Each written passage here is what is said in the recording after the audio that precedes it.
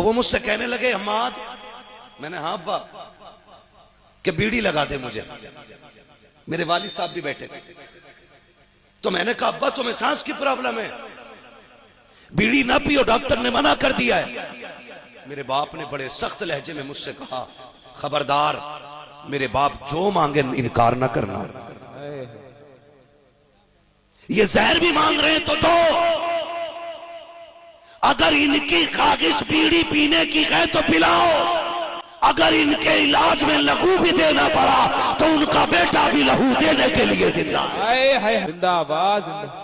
میں نے اپنے باپ کو یہ دیکھا، اور خدا کی قسم میرے دادا وہ خوش نصیب شخص ہے. میں تو پردیس میں تھا، لیکن میرے والد نے بتایا فجر کا وقت تھا، جب اولاد اچھی ہوتی ہے تو پھر باپ بھی سکون سے دنیا سے جاتا ہے.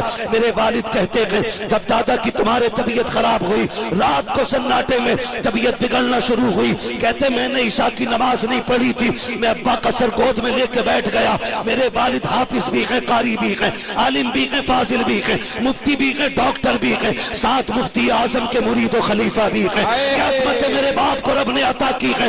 میرے باپ کہتے ہیں بیٹے میں نے فجر کی عشاء کی نماز نہیں پڑھی تھی، باپ کو گود میں لے کے بیٹھ گیا، کہتے میں قرآن پڑھتا رکھا. میرے باپ سنتے رکھے، مجھ سے کہنے لگے قاری صاحب جاؤ جا کر کے نماز پڑھو. کہتے میں نے 4 فرض پڑھے، پھر ابا کی آہ کی آواز آئی، پھر میں مصلی چھوڑ کے دوڑ گیا، میں نے گود میں پھر باپ کا سر رکھا کے پھر کہتے پھر مجھ سے کہا بیٹے اب جاؤ سنتیں بھی پڑھ لو. کہتے 2 رکعت سنتیں پڑھی تھی، پھر باپ کی آہ کی آواز آئی، کہتے میں پھر دوڑ آیا، پھر کافی دیر تک باپ کو قرآن سناتا رکھا. کہتے پھر میرے باپ نے کہا جاؤ فطر بھی پڑھ لو. کہتے میں نے فطر بھی پڑھے. کہتے فطر پڑھ کے میں آیا، میں نے باپ کو گود میں سر رکھا اور میں نے سورہ رحمان پڑھنا شروع کی.